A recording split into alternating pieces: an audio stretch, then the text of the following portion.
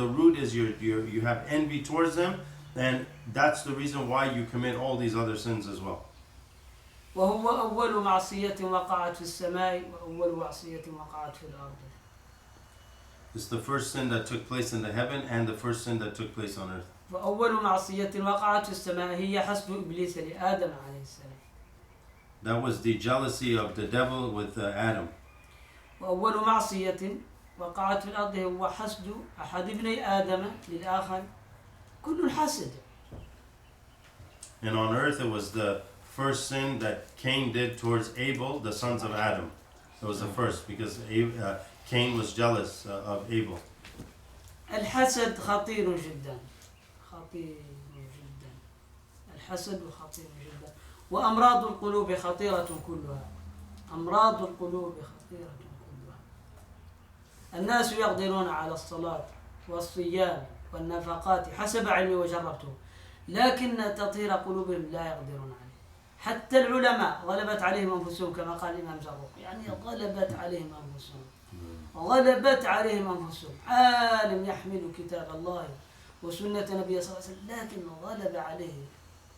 غلبت عليهم أنفسهم. حسد وحقد وأشياء لا يصورها الإنسان. أما العوام فعفى الله عنه. Shaykh said that hasad is a very bad disease, having envy, and all the diseases of the heart are very dangerous, and they're all destructive. Shaykh said that there's a lot of people, they pray, they give sadaqah or zakat, they do these things, but very few. In fact, they can pray and give in the way of God, but they're not able to control or to get rid of their diseases of the heart. He said this is even the case with scholars. They've written books or they've done all this and that, but their souls and the evils of their own self, of the heart, has overcome them. And this is something Imam Zarruq mentions, alluding to how the diseases of the heart has even come over many of the scholars. He said that as for the normal people, may Allah forgive them and may Allah may forgive them, but what about the scholars? أمراض القلوب خطيرة ويجب تعلمها إجماعا بدون خلاف. الله سبحانه وجل جلاله يقول وذروا ظاهر الإثم وباطنه. ذروا ظاهر الإثم، اتركوا ظاهر الإثم كالزنا وشرب الخمر وفعل المعاصي، وباطنه أمراض القلوب كالحسد والبغض والعجب والرياء. واجب على الإنسان أن يجمع بين الأمرين. There's absolute consensus that we must leave the sins outwardly and inwardly, as the verse of the Quran says, leave the sins of the inward and the outward. So notice in the Quran there's a distinction made. As for the outward sins, Shaykh said these are things like drinking alcohol, committing fornication, things like that. As for the inward sins, there are things like what Shaykh mentioned, hasad, envy, showing off, ostentation and acts of worship, vanity, being impressed with yourself and having these type of diseases. All these are commanded by Allah Ta'ala, and there's consensus that one must leave them. وأعمال القلوب ذرة منها أكبر عند الله تعالى مقاما من جبال من ظواهر الأعمال، وذرة من عمل القلب العليم للرضا والزهد والتوكل أفضل عند الله من أجبال شمخنا من ظواهر الأعمال. ذرة من عمل القلب العليم كمهل حب الخير للناس في قلبه، عدم الحسد، على الموت، هذه أكبر عند الله تعالى من جبال من التبرعات. واحد حج 1000 مرة أفضل عند الله تعالى منه، أفضل عند الله تعالى. ما سبقكم أبو بكر بعمل ولا صيام ولا صلاة، لكن بشيء وقر في قلبه شيء ثابت هنا، ما خطر على قلبه شيء إلا هو خير. يعني ما القلب ما دخله إلا الخير. فهناك صحابة أكثر قيام وصلاة من أبي بكر، وأكثر تبرعات، وأكثر جهاد. دنيا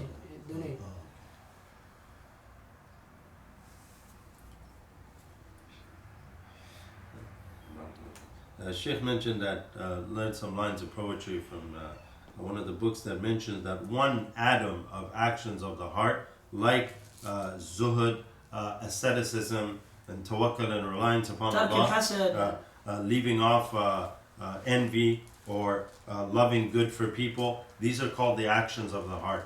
One atom of these actions of the heart is better than mountains of good deeds. In fact, Shaykh said it's better than 1,000 hajj that you can perform outwardly. That matters of the heart, and this is why Sayyidina Abu Bakr as-Siddiq was singled out to be the best of all of the companions, although there were people that did more jihad than him. There were people that may have given even more money than him. There were a lot of outward actions that may have been لكن done. يقول ما سبقكم بهذا ما سبقكم بهذا بصلاة لكن بشيء وقر في قلبه. And this is not why it was preferred. نعم. And this hadith that mentions, that's not why Abu Bakr superseded others. He superseded by something that was in the heart, and this is what Shaykh is saying. He had those actions of the heart. فأمراض القلوب خطيرة ونحن المسلمون الآن عندنا من أمراض القلوب ما لا يخطر بقلب الكفار والله رأيناهم لا يخطر بقلوبهم هذا لا يخطر بقلوبهم ويدخلون الإسلام يتعجبون يقولوا هذا عندكم من أمراض القلوب ما خطر بقلوبنا ونحن غير مسلمين هم يقولون هذا لما يدخل الكوميونتي المسلم المجتمع المسلم يتعجبون مما عندهم من الحقد والحسد والغيبة والنميمة وجميع أمراض القلوب وأن أحدهم لا يحب للآخر إلا أن يقع في النار والله لا يحب لأخيه إلا أن يقع في جهنم لا يحب لأخيه إلا أن يموت اليوم لا يحب لأخيه إلا أن يحرق دكانه لا يحب لأخيه إلا أن يموت أهله لا يحب خيرا لمسلم ومع هذا يدعو إلى الله ويدعو الكفار إلى الإسلام أنت تدعو نفسك إلى الإسلام ادعو نفسك إلى الإسلام قوا أنفسكم وأهليكم نارا ابدأ بنفسك نهاها عن غيها واجعل من التقى جميع زيها واقطع ذوي الميل وواصل من عدل ولا تميل إلى المراء والجدل. Sheikh mentioned that now what occurs in the minds and the hearts of people, what comes to them of evil thoughts and others towards believers, he said even the disbelievers do not have. Even the disbelievers do not have towards one another. He said, I'm saying this from experience. There are people who became Muslim, and when they entered Muslim communities, they said, we never used to think about these things before, of jealousy and envy and all the diseases, Shaykh said, that occurs. When they were non-Muslim and they weren't Muslim, they didn't even think about those things. Now that they've entered Muslim communities, thoughts come to them where people do not want their brother to be good in business. They don't want them to excel in whatever they're doing. They don't want any good for them. Rather, even they want them to enter the fire. They want them to enter the fire, and these are the diseases. يفرح بمصيبته. أنا رأيت هذا. Or they get very happy when they have a tribulation. Like when they get tribulation, they get, yeah, this is. I'm glad this happened. They become happy at that. They rejoice at that. هذا نحن نعرفه. He said, you all know that. إذا تمشي إلى الكوميونتي العربي أو الأفغاني أو الباكستاني تجدهم هكذا يتناطحون. He said, if you all know that, even if you enter the communities of Afghans or Arabs or Pakistanis or whoever it is, you'll see that. كل يشتكي من الآخر. هذا يحسدني وهذا يعينني وهذا يدعو علي يعني يحب له كل المشاكل. Everyone's always complaining about the other. This one cursed me. This one did envy. This one prayed against me. This one did this all the time. وأين هذا من قول النبي صلى الله عليه وسلم لا يؤمن أحدكم حتى يحب لأخيه ما يحب لنفسه. Where is this from? What the Prophet said, no one believes until you love for your brother what you love for yourself. هذا خطير جدا. نحن في مرض يعني مرضى. This is dangerous, and we're diseased. This is diseases. وهذا مرض يحتاج هذا عمرو بن العاص عبد الله بن عمرو بن العاص الصحابي يقول هذا هو الذي لا نقدر عليه نحتاج أن نقرأه. You see, even Abdullah bin Amr bin al-As, when he heard what the Sa'd ibn Abi Waqqas said of the heart, he said, we're not able to do this. نحتاج أن نقرأ هذا ونعرف ما فيه من المشاكل. We need to read this, understand it, so we know what the problem is. هذه مشكلة المسلمين لا يجتمعون الآن يكون واحد يحسد الآخر إذا يجده معلم يقول أنا لا أريده هذا لا أريده Is this the problem? هذا أفغاني هذا من العرب هذا أريده هذا من الباكستاناوي يحسده، لا يريد أن يكون يحسده، هو ليس جيدا، هو يعرف أنه جيد، والله هو يعرف أنه جيد 100%، هو يعرف أنه، والله أقسم بالله يعرف أنه طيب، لكنه حاسد، هو غير الطيب، هو الفاسد، هو مريض. قد تنكر العين ضوء الشمس من رمد وينكر الفم طعم الماء من سقم. هو مريض.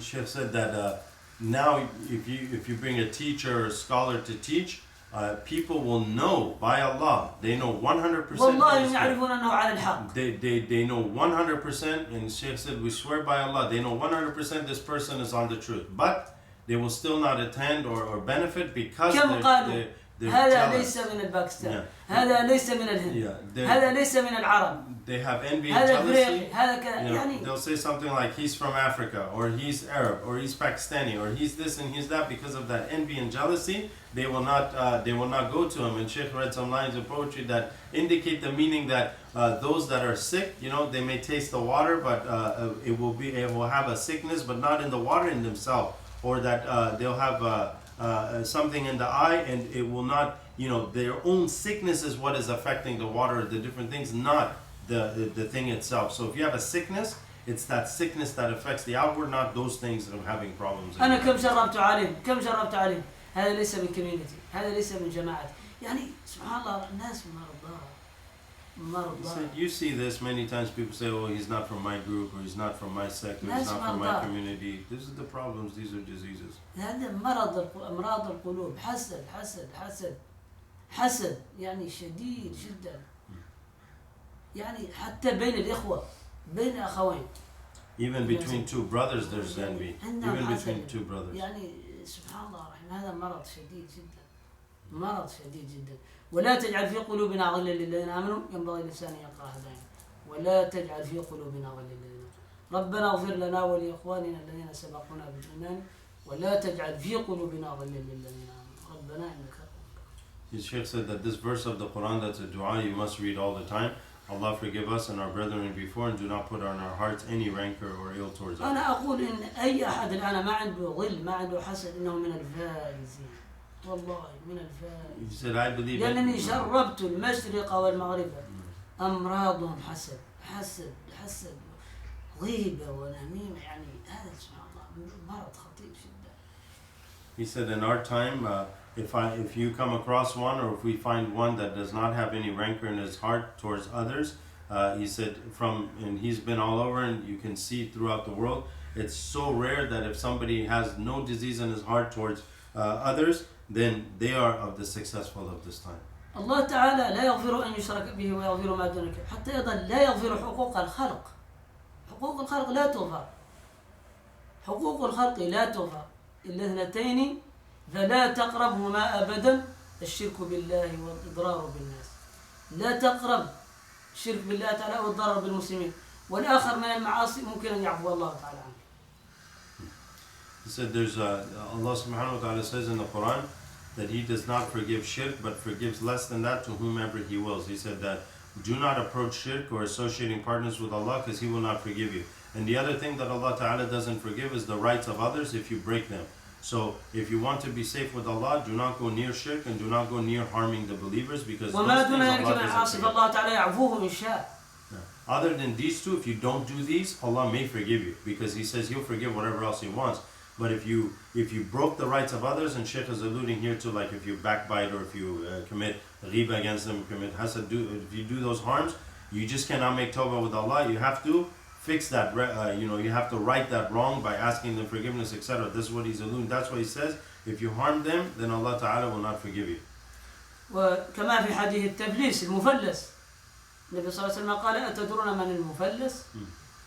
قالوا المفلس فينا من مفلس، يعني هذا واحد كان له دكان، يعني له مال، وجاء هذا يطلب بهذا وجاء يطلب بقية لا شيء، صفر اليدين. قال المفلس يوم القيامة من اغتاب هذا وحسد هذا وفعل هذا وهذا، فإذا كان يوم القيامة أخذ من حسناته وأعطيت لهذا، فإذا لم توجد له حسنات أخذ من سيئاته ووضعت عليه. من يريد أن يكون مفلس في الدنيا؟ من يريد أن يكون مفلسا في الدنيا؟